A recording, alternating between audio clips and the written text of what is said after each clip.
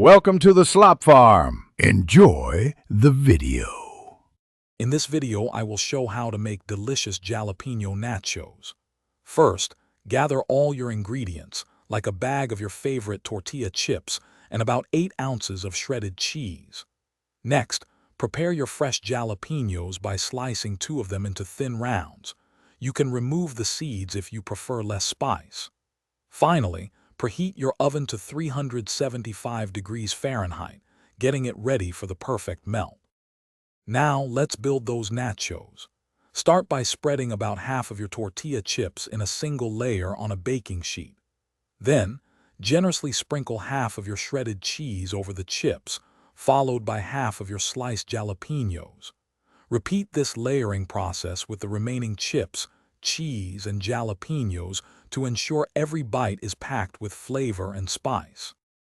Once assembled, place your baking sheet into the preheated oven. Bake the nachos for approximately 8 to 10 minutes, or until the cheese is perfectly bubbly and melted to a golden perfection.